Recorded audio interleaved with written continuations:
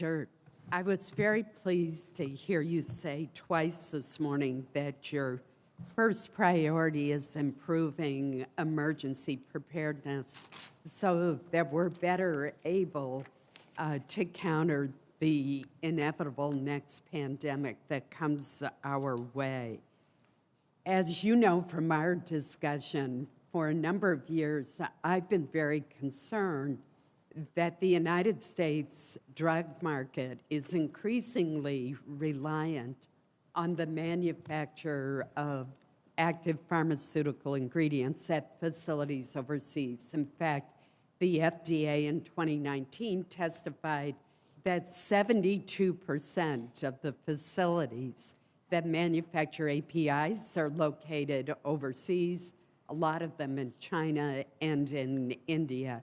In addition, we know that China has virtually cornered the market on manufacture of antibiotics. I'm very concerned that we see, as we saw with India, when there is a pandemic like COVID, that countries begin to hoard medicines that were destined for our market. So I strongly believe that part of reforming the medical supply chain has to include incentivizing manufacturers using both carrots and sticks to locate their facilities in the United States, starting with the 100 essential medicines list. And perhaps we could link it to participation in the VA health program, for example. Perhaps tax incentives are needed. What are your thoughts on our vulnerabilities in the supply chain? Thank you, Senator Collins, for the question. And as I've mentioned already, I served on the National Academy of Medicine Supply Chain Committee, which is about to come out with its report. So I don't want to say too much about the specific recommendations there, but your facts are correct.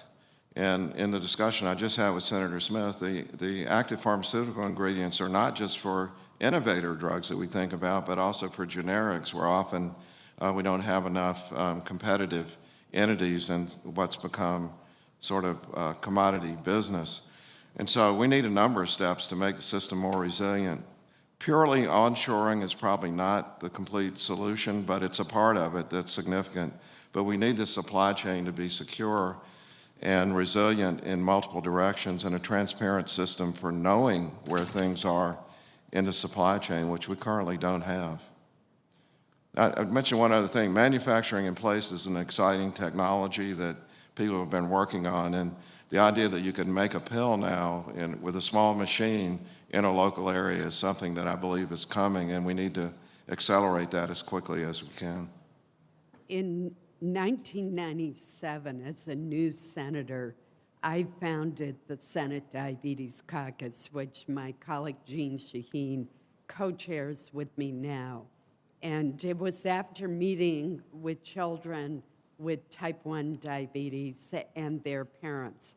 And in the years subsequent to that meeting, there have been many advances in technologies such as continuous glucose monitors and far better pumps and a closed system, but there still is not a cure or disease-modifying therapy yet approved for type 1 diabetes.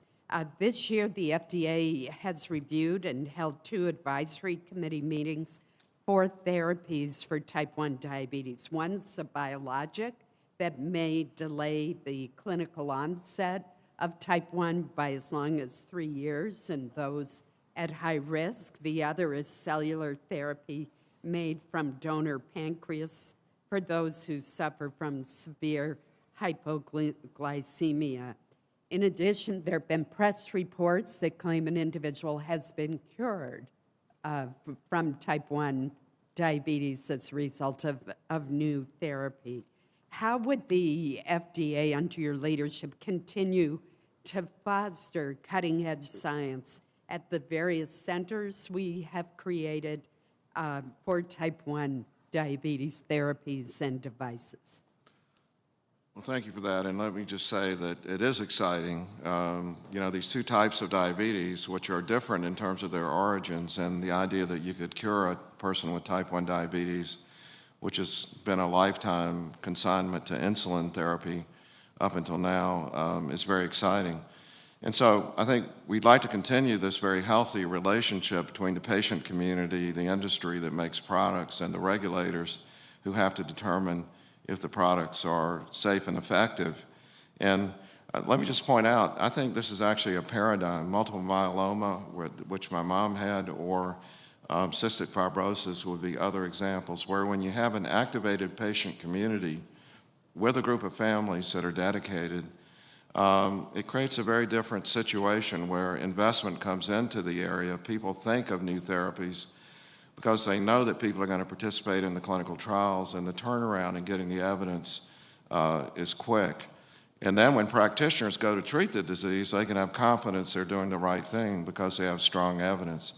I would frankly love it if more people copied that model, and it bothered me a lot at FDA when I would work with diseases that had no effective advocacy because they couldn't benefit from the kind of things that you created. Thank you. Senator Rosen. Thank you, Madam Chair, and thank you, Dr.